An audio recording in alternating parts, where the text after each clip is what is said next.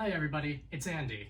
Today I'm going to be comparing some of the backpacks that I like for either EDC or minimal one bag travel that all have that sort of clamshell U-shaped zipper into the main compartment. The bags I'm going to talk about today are the Evergood CPL24, the recycled Firefighter 24-hour battalion pack, the Goruck Gr1 21 liter, and the Bihn Synik 22. I'm going to show a comparison of the exterior pockets, then open it up and look at the interior pockets of each bag, and finally I'm going to fill bags with what I would take on a quick weekend trip if I had to. If you like content like this and like this video, please use the like button on YouTube and subscribe to the channel. It really helps me out. Without further ado, let's look at the exterior of these bags. Starting with the Evergood CPL24, we have a big, large pocket at the front with a zipper that opens up, and it has pretty much no organization in there. There's a little clip where you can attach something, but aside from that, that's it. We also have, on the back, a laptop compartment.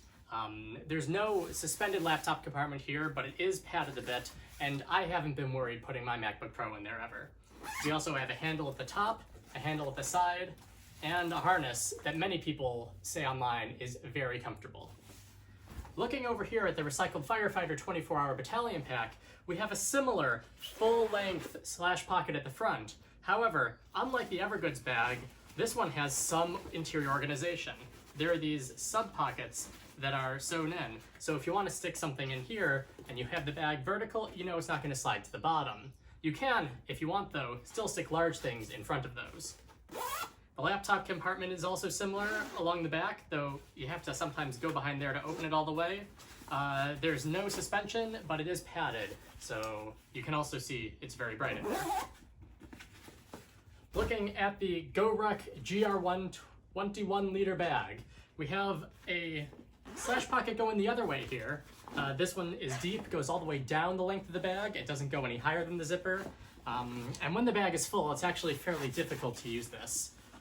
But it is iconic for their design. They also have what they call their bomb-proof laptop compartment, where you have to sort of move both of the shoulder pads back, but then you get this nice angle in where you can stick your computer. And I'll show you all that later once I do the loadout. The straps here are also very beefy, very heavy, and they're known for being, you have to work them in a bit. Now this is a special slick version of the bag.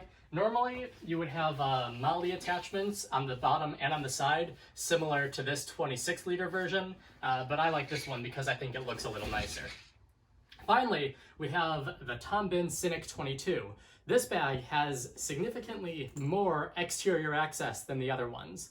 We do have a laptop compartment access from the side, but in the front, we have a lot of compartments. Over here, we have a small quick access. It goes about the length of my fingers. We have a larger pocket that they use as a water bottle pocket, goes all the way down to here. And we have pockets on the sides. These are fairly large. They go up to the water bottle compartment, and they have their own interior organization there. This one, I've even got some pens in the little pen pouches. And at the bottom, we have a large pocket here that it actually fits a lot more than it looks like. Now I'm going to talk about what we have on the interior of these bags inside of their clamshell main compartments. Starting with the CPL24, we unzip all the way down to the bottom, and it opens up like so. We have a small, quicker access pocket up top, a larger pocket that goes down the duration that has some mesh in there. And now both of these pockets actually have their own volume. It comes out of the top of the bag, so if you want to fill these with something, it won't interfere with what we have in the main compartment. Over here, we also have this elastic sleeve, basically, where you can stick either a hydration bladder, they have access to come out the handles, or some papers, or a tablet, or a laptop, whatever you want that's over flat there. Looking at the next bag, the recycled Firefighter 24-hour battalion, we have a very similar interior. It's got a smaller pocket up top. This one is mesh. A bottom pocket with a similar mesh that goes a bit farther down, and this is some really nice feeling heavy-duty mesh. And then we just have the main compartment here. There is no sleeve or anything like that. We do have, though, you can't see it on camera very well, but there is a space where you can fit a hydration bladder tube that would pop out here through the top. Taking a look at the Goruck, this bag opens up to yet another similar feeling layout against the flap. We have a pocket here, a mesh pocket here that I actually still have the literature that came with the bag. And in here we have a elasticized pocket where you can stick a hydration bladder. The Goruck advertises their ruck plates, so you can stick a ruck plate in there and be secure. And then finally we have some molly webbing where I've got a hero clip that I just keep attached here because I have nowhere else to put it. You can also, on the normal bags, put a hydration bladder through the top that would come out under the handle, but the slick version that I have doesn't have that feature. Finally, with the Bihn Synik 22, in the front, we don't have any of those zipper compartments like we did on the other bags, but we do have a elastic pocket over here where I usually would stick papers or a tablet in. And then on the back, we have clips where you can stick a compression strap and another access to that laptop compartment from earlier. You can see I can stick my arm in the side and it can come out here. And that's a feature that I really like on laptop compartments. So let's just take a look at all of these bags opened up so you can see how they fare next to each other.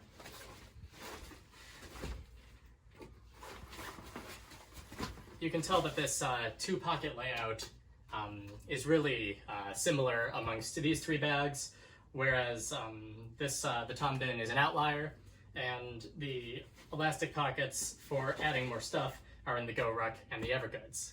All right, now I'm going to fill each of these bags with an example loadout with the items that I would take with me on a 1 or 2 night trip if I had to go somewhere and I just wanted to go minimal one bag. So the items that I'm going to take with me, I tend to compartmentalize in pouches. So my first pouch, this is a Bihn side effect bag. I consider it my everything else pouch. So things that I need with me when I travel. I have my noise canceling headphones, power brick to charge, cables, an eye mask in case where I'm going has too much light. That all fits in there. It's very easy.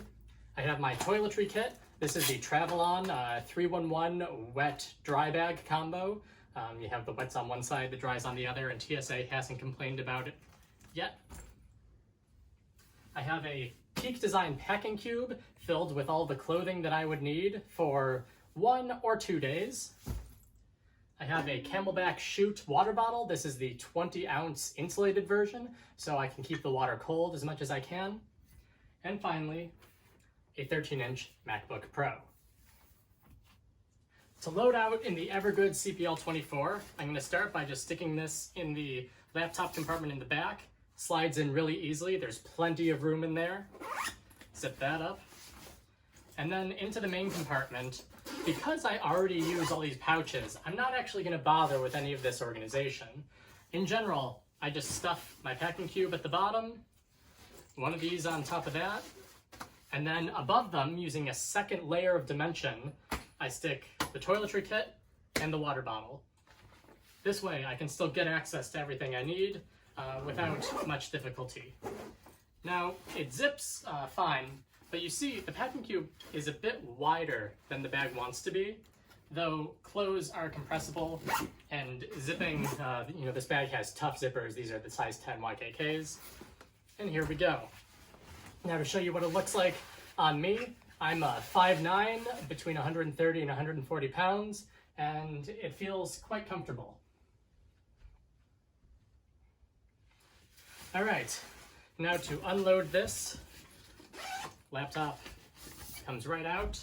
I can open the bag, grab my water bottle, my toiletries, my everything else, and my clothing very easily. Next up is the recycled Firefighter 24-hour day pack. This bag, you'll see, doesn't have as much structure to it. So when I open it up to fill it, I actually have to sort of prop it up to make sure I get things in. but it's really easy still. Packing cube at the bottom, everything else pouch there, toiletry kit, and the water bottle, and this zips just fine. Oh, the laptop. Very easy there. And you'll notice I don't have to reach around here to zip it all the way down. The MacBook fits really easily just in with it partially down. Let's try this bag on. Here's how it looks like. And I would say this is equally as comfortable as the CPL24 on my body, though the bag is about a pound lighter, and it certainly feels lighter. There's less structure to the bag itself. There isn't any aluminum frame sheets or anything, but it doesn't seem to be a problem. It's not like it's flimsy and going to lie flat everywhere.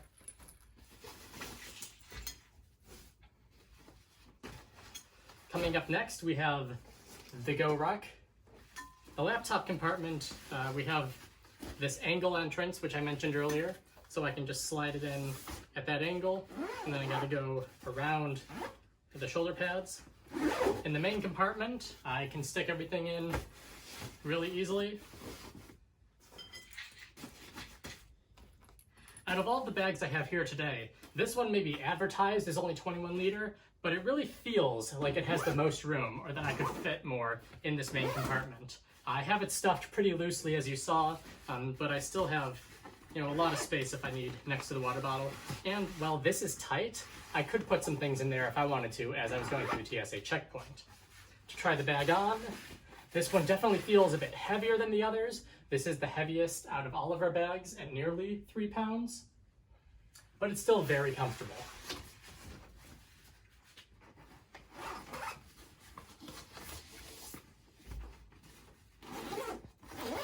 Now the Bihn is going to be a bit different to pack than the others because that bag really leverages the exterior space. So what I'm going to do is I'm going to stick in the water bottle compartment up here in the center, the camelback. Down here in the chin pocket, I like to stick my side effect.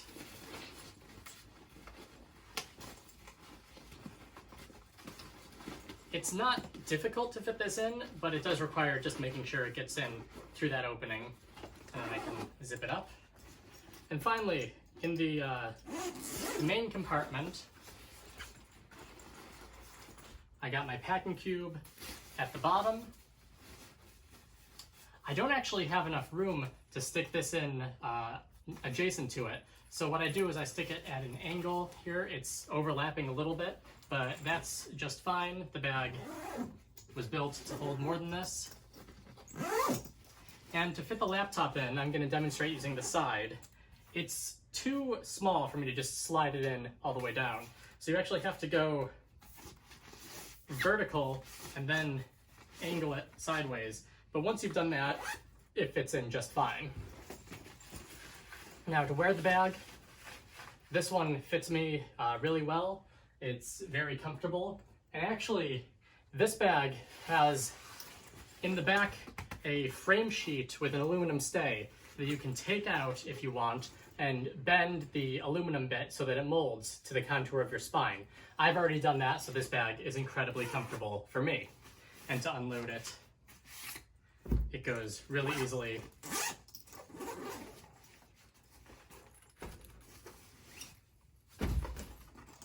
With maybe the hardest thing, just getting the side effect out of the front pocket. But still, you saw how easy that was. So those are all of the bags loaded up with these items.